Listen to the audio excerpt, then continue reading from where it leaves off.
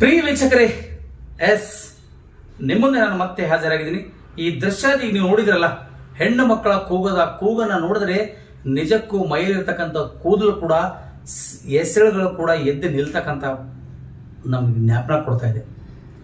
ಬಂಧುಗಳು, ಯಾಕೆ ಈ ವಿಷಯನ ನಿಮ್ಮ ಮುಂದೆ ನಾವು ಪದೇ ಪದೇ ಪ್ರಸ್ತಾವನೆ ಮಾಡ್ತಾ ಇದೆ ಅಂದ್ರೆ, ಅಲ್ಲಿ ಯಾರೋ ಒಬ್ಬ ಕಿಡಿಗೇಡಿ ಇವತ್ತು ಮೇಲ್ಜಾತಿಯವರ ಬಗ್ಗೆ ಮತ್ತು ಕೆಳಜಾತಿಯವರ ಬಗ್ಗೆ ಅಂತ ಹೇಳಿಕೊಂಡು ಇಲ್ಲ ಸಲ್ಲದ ಅಲ್ಲಿ ಅವರಿಗೊಂದು ಹೇಳಿ ಇವರಿಗೊಂದು ಹೇಳಿ ಇವತ್ತು ಆ ಜಗಳ ಹಚ್ಚಿ ನಿಲ್ಸಕಂಟಿದೆ.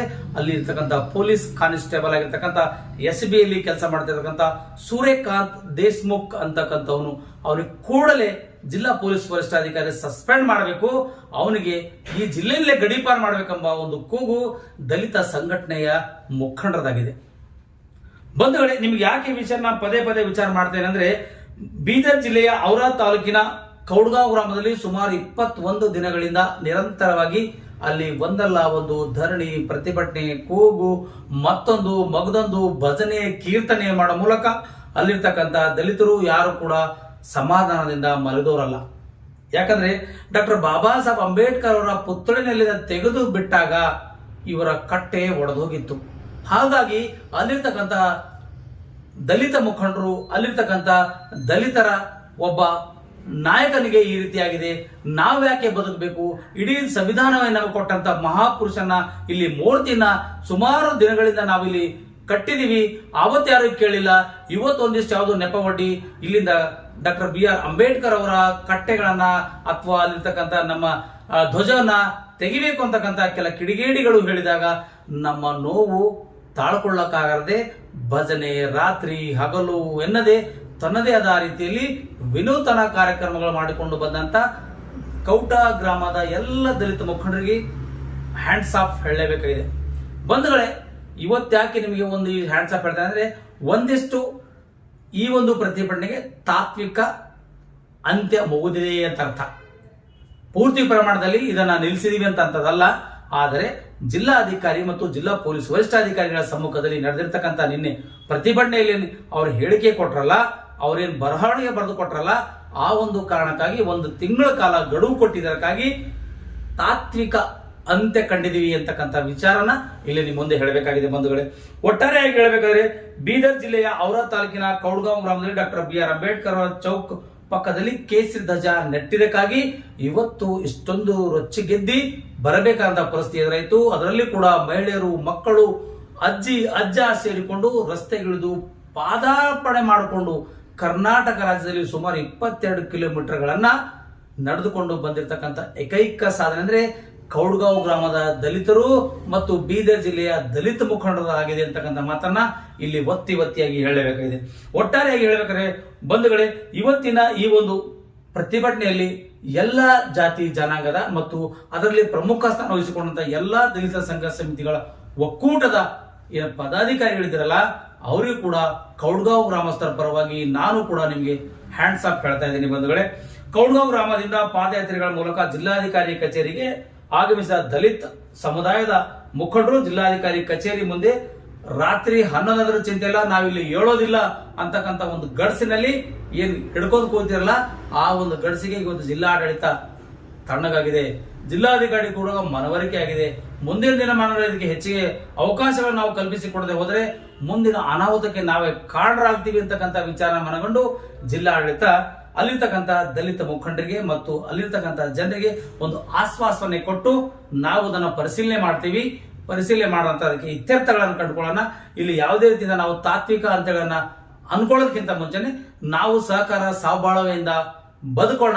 ಇಲ್ಲಿ ಯಾವುದು ಕೂಡ ನಮ್ಮ ಕೋಮು ಗಲಭೆಗೆ ಆಸ್ಪದೆ ಕೊಡಬಾರದೆ ನಿಟ್ಟಿನಲ್ಲಿ ಜಿಲ್ಲಾಧಿಕಾರಿ, ಜಿಲ್ಲಾ ಪೊಲೀಸ್ ವರಿಷ್ಠಾಧಿಕಾರಿಗಳ ಮನವಿ ಮೇರೆಗೆ ದಲಿತ ಮುಖಂಡರಿಗೆ ಒಂದಿಷ್ಟು ನೆಮ್ಮದಿಯ ನಿಟ್ಟುಸಿರು ಬಿಟ್ಟಿದ್ದಾರೆ. ಬಂಧುಗಳೇ, ಒಟ್ಟಾರೆ ಹೇಳಬೇಕು, ಕಳೆದ ಜನವರಿ 21ರಂದು ಗ್ರಾಮದಲ್ಲಿ ಅಗಲೀಕರಣದಿಂದಾಗಿ ವರ್ತಗಳನ್ನ ತೆಗೆಯಲಾಗಿತ್ತು. ಹಾಗಾಗಿ ಅದಾದ ನಂತರದಿಂದ ಅಲ್ಲಿ ಮತ್ತೆ ಹೊಸದಾಗಿ ಒಂದು ಕಟ್ಟೆ ನಿರ್ಮಾಣ ಮಾಡಲು ಅಲ್ಲಿಂದ ತಹಸೀಲ್ದಾರ್ ಆಗಿರತಕ್ಕಂಥವ್ರು ಅವು ಮೌಖಿಕ ಆದೇಶ ಕೊಟ್ಟಿದ್ರು ಮತ್ತು ಈ ರಸ್ತೆ ಹೆದ್ದಾರಿ ನಿರ್ಮಾಣದ ಏಜೆನ್ಸಿಯವರು ಕೂಡ ಅದಕ್ಕೆ ಪ್ರಸ್ತಾವನೆ ಕೂಡ ಸಲ್ಲಿಸಿದಾಗ ನೀವು ಮಾಡ್ಕೊಳ್ಳಿ ಅಂತಕ್ಕಂಥ ಮಾತು ಕೂಡ ಅಲ್ಲಿ ಹೇಳಿದಾಗ ಅಲ್ಲಿನ ಗ್ರಾಮಸ್ಥರು ಮತ್ತು ಮುಖಂಡರು ಒಂದ್ ಕಡೆ ಸೇರಿಕೊಂಡು ಅಲ್ಲಿ ಡಾಕ್ಟರ್ ಬಾಬಾ ಸಾಹೇಬ್ ಅಂಬೇಡ್ಕರ್ ಕಟ್ಟೆ ನಿರ್ಮಾಣ ಮಾಡುವಾಗ ಕೆಲ ಪುಡಾರಿಗಳು ಸೇರಿಕೊಂಡು ಇಲ್ಲ ಸಲ್ಲದ ಆರೋಪಗಳ ಮಾಡೋ ಮೂಲಕ ಪೊಲೀಸ್ ಇಲಾಖೆಗೆ ಒಂದಿಷ್ಟು ಸುಳ್ಳು ಹೇಳಿ ಇವತ್ತು ಈ ಮಟ್ಟಕ್ಕೆ ತಂದು ನಿಲ್ಲಿಸತಕ್ಕಂಥ ಪ್ರಮುಖ ಕಾರಣ ಯಾರಾದ್ರೂ ಇದ್ರೆ ಅದು ಪೊಲೀಸ್ ಇಲಾಖೆಯಲ್ಲಿ ಕರ್ತವ್ಯ ನಿರ್ವಹಿಸಿರ್ತಕ್ಕಂಥ ಸೂರ್ಯಕಾಂತ್ ದೇಶ್ಮುಖ್ ಅಂತವನಿಗೆ ಕೂಡಲೇ ಅಮಾನತ್ ಮಾಡ್ಬೇಕೆಂಬ ಒಂದೇ ಒಂದು ಕೂಗು ದಲಿತ ಮುಖಂಡರಾಗಿದೆ ಬಂಧುಗಳೇ. ಯಾಕೆ ವಿಷಯ ನಿಮ್ಮ ಮುಂದೆ ಹೇಳ್ತಾ ಇದೀವಿ ಅಂದ್ರೆ, ಗ್ರಾಮದಲ್ಲಿ ಖಾಲಿ ಇರ್ತಕ್ಕಂಥ ಸರ್ಕಾರಕ್ಕೆ ಸೇರಿದಂತ ಜಮೀನಲ್ಲಿ ನಮಗೆ 5 ಎಕರೆ ಜಮೀನು ನಿರ್ಮಾಣ ಮಾಡಿಕೊಡ್ಬೇಕು ಮತ್ತು ಅಲ್ಲಿ ಡಾಕ್ಟರ್ ಬಾಬಾ ಸಾಹೇಬ್ ಅಂಬೇಡ್ಕರ್ ಅವರ ಸ್ಮಾರಕ ನಿರ್ಮಾಣ ಆಗುತ್ತೆ, ಒಂದು ಗ್ರಂಥಾಲಯ ಕೂಡ ಆಗುತ್ತೆ. ಅಲ್ಲಿ ಸಾರ್ವಜನಿಕರಿಗೆ ಒಂದು ಡಾಕ್ಟರ್ ಬಾಬಾ ಸಾಹೇಬ್ ಅಂಬೇಡ್ಕರ್ ಅವರ ಕುರುಹುಗಳನ್ನ ಇಲ್ಲಿ ಇಟ್ಟು ನಾವು ಒಂದು ನಿರ್ಮಾಣ ಮಾಡ್ತೀವಿ ಅಂತಕ್ಕಂಥ ಈ ಒಂದು ಪ್ರಮುಖ ಬೇಡಿಕೆಗೆ ಜಿಲ್ಲಾಧಿಕಾರಿ ಕೂಡ ತಲುಪಿಸಲಾಗಿದೆ. ಅದಾದ ನಂತರದಲ್ಲಿ ಜಿಲ್ಲಾ ಪೊಲೀಸ್ ವರಿಷ್ಠಾಧಿಕಾರಿಗಳು ಕೂಡ ಒಂದು ಮನವಿ ಮಾಡಿಕೊಳ್ಳಲಾಗ್ತಾ ಇದೆ. ಈ ಒಂದು ಡಾಕ್ಟರ್ ಬಾಬಾ ಸಾಹೇಬ್ ಅಂಬೇಡ್ಕರ್ ಅವರ ಕಟ್ಟೆ ಪಕ್ಕದಲ್ಲಿ ಕೇಸರಿ ಧ್ವಜನ ಹಾರಿಸಿದ ಯುವಕರ ವಿರುದ್ಧ ಕಾನೂನು ಕ್ರಮ ಕೈಗೊಳ್ಳಬೇಕು ಅಂತಕ್ಕಂಥ ಮಾತನ್ನ ಅಲ್ಲಿ ಹೇಳಿದ್ದಾರೆ.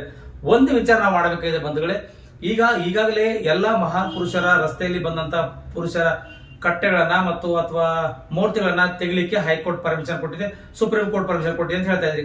ಆದರೆ ಇತ್ತಿತ್ತಲಾಗಿ ಅಲ್ಲೇ ಕೌಡಗಾಂವ್ ಗ್ರಾಮದಲ್ಲಿ ನೀಲಿ ಧ್ವಜ ಪಕ್ಕದಲ್ಲೇ ಕೇಸರಿ ಧ್ವಜನ ಹಚ್ಚಿರ್ತಕ್ಕಂಥ ಕಿಡಿಗೇಡಿಗಳ ವಿರುದ್ಧ ಯಾಕೆ ನೀವು ಮೌನ ವಹಿಸಿದಿರಿ, ಯಾಕೆ ಪೊಲೀಸ್ ಇಲಾಖೆ ಮೌನ ವಹಿಸಿರ್ತಕ್ಕಂಥ ಪ್ರಶ್ನೆಗೆ ಅಲ್ಲಿ ಜಿಲ್ಲಾಡಳಿತವೇ ಕಕ್ಕಬಕ್ಕಿಯಾಗಿ ಅಂತಕ್ಕಂಥ ಘಟನೆ ನಡೆದೋಗಿದೆ ಬಂಧುಗಳೇ. ಒಟ್ಟಾರೆ ಹೇಳಬೇಕಾದ್ರೆ ಸನ್ಪುರ್ ಪೊಲೀಸ್ ಠಾಣೆಯಲ್ಲಿ ಕರ್ತವ್ಯ ನಿರ್ವಹಿಸಿರ್ತಕ್ಕಂಥ ಸೂರ್ಯಕಾಂತ್ ದೇಶ್ಮುಖ್ ಅವರನ್ನ ಕೂಡಲೇ ಅಮಾನತುಗೊಳಿಸಬೇಕು ಮತ್ತು ಅವರಿಗೆ ಗಡೀಪಾರು ಮಾಡಬೇಕಂತಕ್ಕಂಥ ಮನವಿ ಕೂಡ ದಲಿತ ಸಂಘರ್ಷ ಸಮಿತಿಯ ಮುಖಂಡರು ಅಲ್ಲಿ ಹೇಳಿದ್ದಾರೆ. ಅನೇಕ ರೀತಿಗಳಿಂದ ತಮ್ಮ ನೋವುಗಳನ್ನು ತೋಡಿಕೊಂಡಿದ್ದಾರೆ. ಅದಕ್ಕೆ ಸ್ಪಂದಿಸಿ ಜಿಲ್ಲಾ ಆಡಳಿತ ಒಂದಿಷ್ಟು ತಾತ್ವಿಕ ಅಂತ್ಯಗಳನ್ನ ನೀಡಿದೆ ಅಂತಕ್ಕಂಥ ಮಾತನ್ನ ಇಲ್ಲಿ ಹೇಳಲೇಬೇಕಾಗಿದೆ ಬಂಧುಗಳೇ. ಒಟ್ಟಾರೆಯಾಗಿ ಈ ಒಂದು ಪ್ರತಿಭಟನೆಯಲ್ಲಿ ಯಾರ್ಯಾರು ಸೇರ್ಕೊಂಡಿದ್ದಾರೆ ಅಂತಂದ್ರೆ, ಇಡೀ ಕರ್ನಾಟಕ ರಾಜ್ಯ ದಲಿತ ಸಂಘರ್ಷ ಸಮಿತಿಯ ಜಿಲ್ಲೆಯ ಎಲ್ಲ ಪದಾಧಿಕಾರಿಗಳು ಸೇರಿಕೊಂಡು ಒಂದು ಕೂಲ ನಿರ್ಣಯದಂತೆ, ಆದರೆ ಇವತ್ತು ಅದು ತುಂಬಾ ಬೆಳೆದೋಗ್ತಿತ್ತು. ಆದರೆ ಅದು ಯಾವುದೋ ಗೊತ್ತಿಲ್ಲ, ಜಿಲ್ಲಾಡಳಿತಕ್ಕೆ ಹೇಗೆ ಮನವರಿಕೆ ಆಗಿದೆ ಗೊತ್ತಿಲ್ಲ. ಆದರೆ ಇವತ್ತಿನ ಪ್ರತಿಯೊಂದು ಹಳ್ಳಿ ಜನಗಳು ತಮ್ಮ ಆಟೋಗಳ, ಟ್ರ್ಯಾಕ್ಟರ್ಗಳ ಮೂಲಕ ಅಥವಾ ಬಸ್ಗಳ ಮೂಲಕ ಬಂದು ಅಲ್ಲಿ ಠಿಕಾಣಿ ಹೂಡ್ತಕ್ಕಂಥ ಕೆಲಸ ಆಗ್ತಿತ್ತು.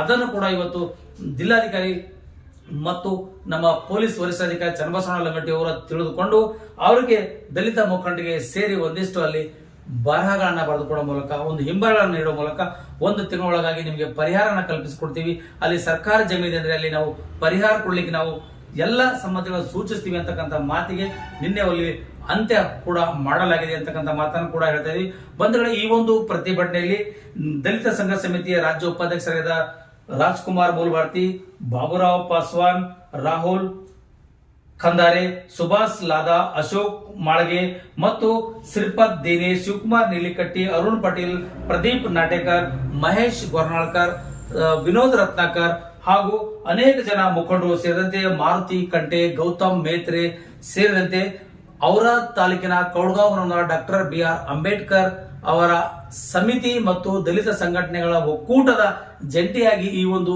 ಪ್ರತಿಭಟನೆ ಸುಮಾರು 22 ಕಿಲೋಮೀಟರ್ ಪಾದಯಾತ್ರೆಗಳ ಮಾಡಿಕೊಂಡು ಬರಲಿಕ್ಕೆ ಪ್ರಮುಖ ಕಾರಣವಾಗಿರ್ತಕ್ಕಂಥ ಅನೇಕ ಜನ ಮುಖಂಡರು ಕೂಡ ಇಲ್ಲಿ ನಾವು ಈ ಒಂದು ಕಾರ್ಯಕ್ರಮದಲ್ಲಿ ಭಾಗವಹಿಸೋದನ್ನ ಹೇಳಬೇಕಾಗಿದೆ. ಒಟ್ಟಾರೆಯಾಗಿ ಹೇಳಬೇಕಾದ್ರೆ ಈ ಒಂದು ಕಾರ್ಯಕ್ರಮದಲ್ಲಿ ಅನೇಕ ಜನ ಮುಖಂಡರು ಸೇರಿಕೊಂಡು ತಮ್ಮದೇ ಆದ ನೋವುಗಳಿಗೆ ಸ್ಪಂದಿಸುವ ನಿಟ್ಟಿನಲ್ಲಿ ಜಿಲ್ಲಾಡಳಿತ ಕ್ರಮ ವಹಿಸಿಕೊಳ್ಳಬೇಕು ಮತ್ತು ಈ ಒಂದು ತಾತ್ವಿಕನ ಅಂತ್ಯ ಹಾಡಬೇಕೆಂಬ ನಿಟ್ಟಿನಲ್ಲಿ ಇವತ್ತು ಪಾಸ್ವಾನ್ ಆಗಿರ್ಬೋದು ಅಥವಾ ದಲಿತ ಸಂಘಟನೆ ಮುಖಂಡರಾಗಿರ್ಬೋದು ಅನೇಕ ಜನ ಎಲ್ಲ ಇಲ್ಲಿ ಕನ್ನಡ ಪರ ಮತ್ತು ಅಹಿಂದ ಪರ ಸಂಘಟನೆ ಮುಖಂಡರು ಸೇರಿಕೊಂಡು ಇವತ್ತು ಒಂದಾದ ಈ ಒಂದು ನಿರ್ಣಯಕ್ಕೆ ಬದ್ಧರಾಗಿರ್ತಕ್ಕಂಥ ಜಿಲ್ಲಾಡಳಿತಕ್ಕೆ ಹ್ಯಾಂಡ್ಸ್ ಅಪ್ ಹೇಳುವ ಮೂಲಕ ಒಂದು ಕಾರ್ಯಕ್ರಮನ ಇಲ್ಲಿಗೆ ನಿಲ್ಲಿಸ್ತಾ ಇದ್ದೀವಿ.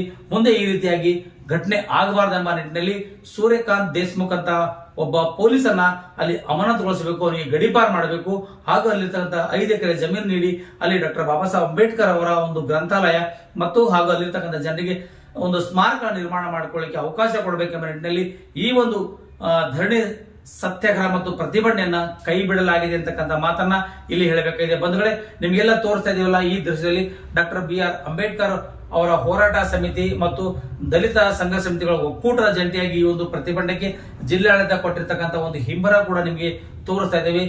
ತಾತ್ವಿಕವಾಗಿ 1 ತಿಂಗಳ ಕಾಲ ಅವಕಾಶ ಕಲ್ಪಿಸಿಕೊಳ್ಳಲಾಗಿದೆ. ಈಗಾಗಲೇ ಜಿಲ್ಲಾಧಿಕಾರಿಗಳು ಹೇಳಿದ ಹಾಗೆ 1 ತಿಂಗಳ ಒಳಗಾಗಿ ಇಲ್ಲಿ ನಮ್ಮ ಎಲ್ಲ ಕಾರ್ಯಗಳನ್ನ ಮುಗಿಸ್ತೀವಿ ಅಂತಕ್ಕಂಥ ಒಂದು ಭರವಸೆ ಮೇರೆಗೆ ಈ ಕಾರ್ಯಕ್ರಮನ ಪ್ರತಿಭಟನೆಯನ್ನ ಅಲ್ಲಿ ಕೈ ಬಿಡಲಾಗಿದೆ.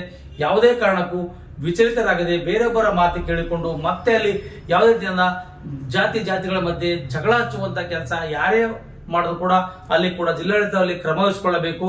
ಯಾವುದೇ ರೀತಿಯಿಂದ ಅಲ್ಲಿ ನಮ್ಮ ಮಧ್ಯೆ ಜಗಳ ಹಚ್ಚೋದಾಗ್ಲಿ ಅಥವಾ ನಮ್ಮವರ ಬಗ್ಗೆ ಕೋಮುಗಲಭೆ ಸೃಷ್ಟಿ ಮಾಡ್ತಕ್ಕಂಥ ವಿಷಯಗಳು ಬಂದಾಗ ಅಲ್ಲಿ ನೇರವಾಗಿ ಉತ್ತರ ಕೊಡ್ತಕ್ಕಂಥ ಕೆಲಸ ಅಲ್ಲಿ ಜಿಲ್ಲಾಡಳಿತ ಮಾಡ್ಕೊಳ್ಬೇಕಾದಂತಕ್ಕಂಥ ಮಾತನ್ನ ಹೇಳ್ತಾ ಈ ಕಾರ್ಯಕ್ರಮ ಇಲ್ಲಿಗೆ ಮುಗಿಸ್ತಾ ಇದ್ದೀನಿ. ದಯವಿಟ್ಟು ಯಾರ್ಯಾರು ನಮ್ಮ ಸುದ್ದಿವಾಹಿನಿಗೆ ಸಬ್ಸ್ಕ್ರೈಬ್ ಮಾಡಿಕೊಂಡಿಲ್ವೋ ದಯವಿಟ್ಟು ಸಬ್ಸ್ಕ್ರೈಬ್ ಮಾಡ್ಕೊಳ್ಳಿ, ಲೈಕ್ ಮಾಡಿ, ಶೇರ್ ಮಾಡಿ, ಕಮೆಂಟ್ಸ್ ಮಾಡೋ ಮೂಲಕ ನಮ್ಮ ಸುದ್ದಿವಾಹಿನಿಗೆ ಬೆಂಬಲಿಸಬೇಕಾಗಿ ಈ ಮೂಲಕ ಮನವಿ ಮಾಡ್ಕೊಳ್ತೇವೆ. ಅಲ್ಲಿವರೆಗೂ ಧನ್ಯವಾದಗಳು. Thank you.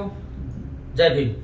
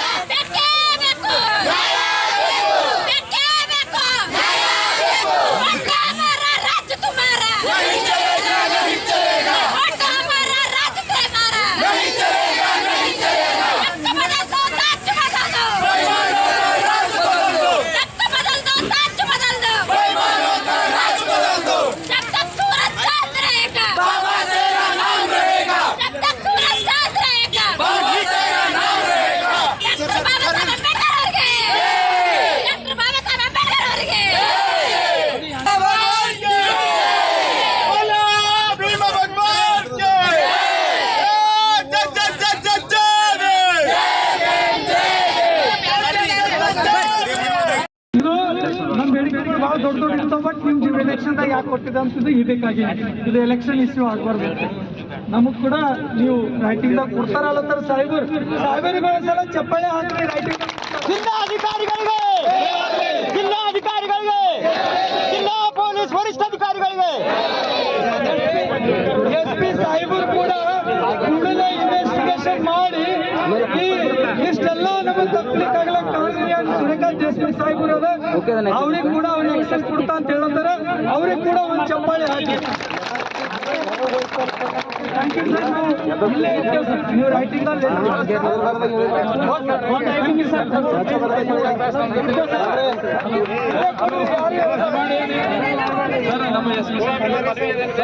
ಮಳಚಾಪುರ ಘಟನೆ ಏನಾಗಿದೆ ಅಂತ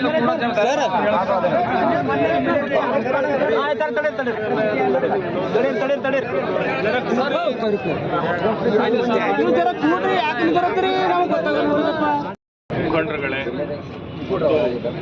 ಮಹಿಳೆಯರೇ, ತಾವು ಏನು ಈಗಾಗಲೇ ಈ ಒಂದು ಮನವಿ ಪತ್ರದಲ್ಲಿ ನೀಡಿರುವಂತಹ ಎಲ್ಲ ವಿಷಯಗಳನ್ನು ಮಾನ್ಯ ಜಿಲ್ಲಾಧಿಕಾರಿಗಳು, ಪ್ರಮುಖ ವಿಷಯ ಏನಿತ್ತು ಅದನ್ನು ಆಲ್ರೆಡಿ ಏನಂದರೆ ಮಾನ್ಯ ಜಿಲ್ಲಾಧಿಕಾರಿಗಳು ತಮ್ಮ ಗಮನಕ್ಕೆ ಏನಂದರೆ ಸರಿಯಾದ ರೀತಿಯಲ್ಲಿ ಅದನ್ನು ಮಾಹಿತಿಯನ್ನು ನೀಡಿರ್ತಾರೆ.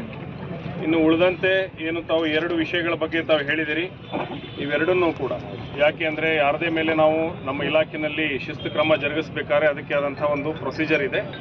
ಹಿರಿಯ ಅಧಿಕಾರಿಗಳಿಂದ ಇದ್ರ ಬಗ್ಗೆ ನಾನು ಏನಂತಂದರೆ ನಿಷ್ಪಕ್ಷಪಾತವಾಗಿ ವಿಚಾರಣೆ ಕೈಗೊಳಿಸ್ತೀನಿ. ಅದರಲ್ಲಿ ಯಾರದೇ ತಪ್ಪಾಗಿದ್ದು ಕಂಡು ಬಂದರೆ ಅವ್ರ ಮೇಲೆ ಏನಂತಾರೆ ಶಿಸ್ತು ಕ್ರಮ ಜರುಗಿಸ್ತೀನಿ. ಇದ್ರ ಬಗ್ಗೆ ಏನಂದರೆ ತಾವು ಯಾವುದೂ ಸಂಶಯ ಪಡೋ ಅವಶ್ಯಕತೆ ಇಲ್ಲ. ಇಲ್ಲಿವರೆಗೆ ಜಿಲ್ಲೆಯಲ್ಲಿ ಈ ಥರ ಏನಂತಾರೆ ಯಾರದೇ ಪೊಲೀಸ್ ಅಧಿಕಾರಿಗಳ ಮೇಲೆ ಯಾವುದೇ ದೂರು ಬಂದಂಥ ಸಂದರ್ಭದಲ್ಲಿ ಪಾರದರ್ಶಕವಾಗಿ ವಿಚಾರಣೆ ಮಾಡಿ ನಾವು ಕ್ರಮ ಕೈಗೊಂಡಿದ್ದು ಇದೆ. ಇದರಲ್ಲೂ ಕೂಡ ಏನಂತಂದರೆ ನಾವು ಪಾರದರ್ಶಕವಾಗಿ ಕ್ರಮನ ಕೈಗೊಂಡಿದ್ದೀವಿ. ಇನ್ನು ಉಳಿದಿದ್ದೇನೆಂದರೆ ಸರ್ ಈಗ